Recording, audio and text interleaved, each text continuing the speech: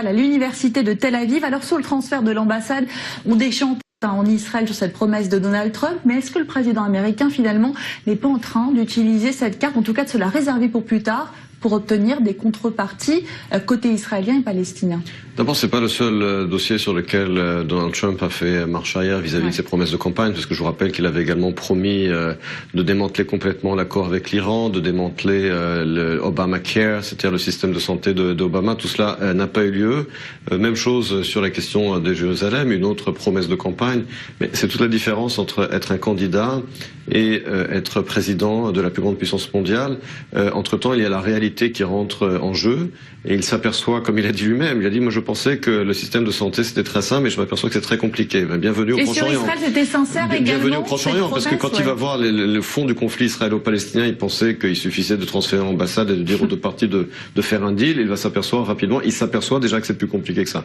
Maintenant, c'est possible également que comme il vient en Israël et qu'il semble déterminé, comme il a dit lui-même d'ailleurs, à arriver à un accord, qu'il souhaite utiliser justement cette carte pour essayer de pousser les parties à un accord. Mais encore une fois, avec Donald Trump, on ne peut jamais savoir quelle est sa stratégie, on ne peut même pas savoir s'il a une stratégie. Ouais, il est imprévisible, il va peut-être nous surprendre lors de cette visite. En tout cas, vous parlez de deal, car Donald Trump, c'est le businessman qui est devenu président, et l'idée de relancer justement la paix par l'économie refait surface entre Israéliens et Palestiniens. On va regarder ce sujet de David Neeman et on en reparle avec vous.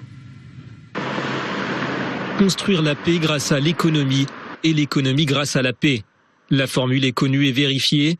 L'Union européenne s'est bâtie sur ce principe. Et depuis 60 ans, la dépendance de fait entre les États contribue à l'absence de conflits sur le vieux continent. Au Proche-Orient, les initiatives de partenariat économique n'ont jamais suffi à insuffler un élan réel à la paix. Pourtant, entre Israéliens et Palestiniens, les domaines de coopération ne manquent pas. Commerce, santé, agriculture, énergie ou industrie, les échanges se chiffrent en milliards de dollars. Mais les dirigeants des deux parties veulent aller plus loin, encouragés par Washington. Mercredi, des discussions ont été entamées discrètement entre les ministres des Finances israéliens et palestiniens. Jérusalem souhaite assouplir les conditions d'accès au travail en Israël pour les travailleurs palestiniens. Augmentation du nombre de permis de travail et ouverture plus large des points de passage sont évoqués. Israël est en manque de main-d'œuvre dans certains secteurs et Ramallah peine à endiguer un chômage de masse, 20%, qui touche les jeunes en particulier. Mais pour l'autorité palestinienne, ces mesures sont insuffisantes. Outre le développement des zones industrielles de Jenin et Hébron, les Palestiniens souhaitent lancer de grands projets d'infrastructure.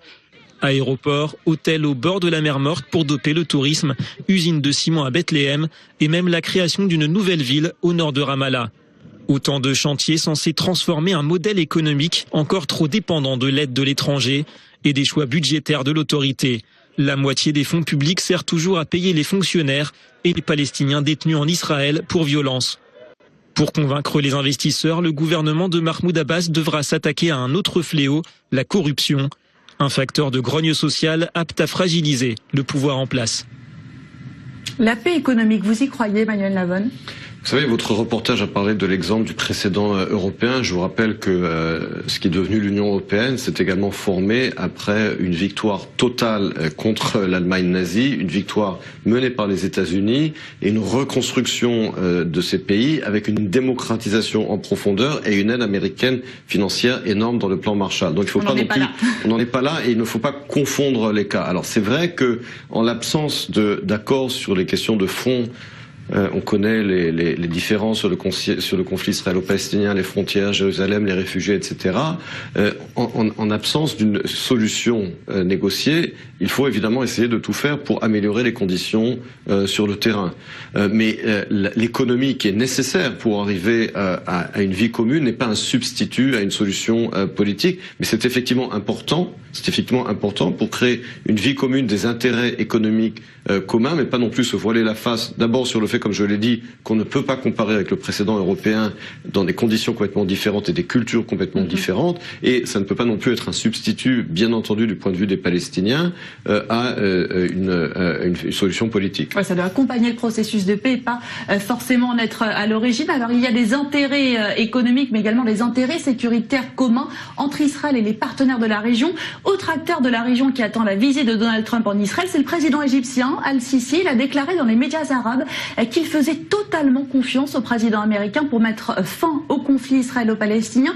C'est vrai qu'on sent beaucoup d'optimisme, en tout cas dans les acteurs de la région. Est-ce que ça tient à la personnalité de Donald Trump ou bien c'est un contexte sécuritaire plus global qui pousse justement les différents acteurs à mettre de l'eau dans leur vin?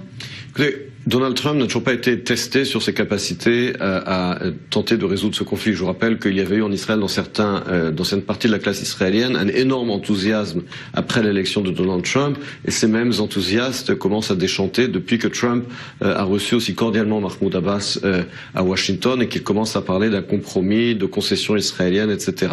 Donc il est possible que Al-Sisi aussi finisse par être déçu ou déchanté, on ne sait pas. Mais en tout cas, ce qu'on sait, c'est que Trump a reçu à Washington les principaux dirigeants de la région alliée des États-Unis, le président égyptien, le premier ministre israélien, le roi de Jordanie et le chef de l'autorité palestinienne. Il vient dans la région.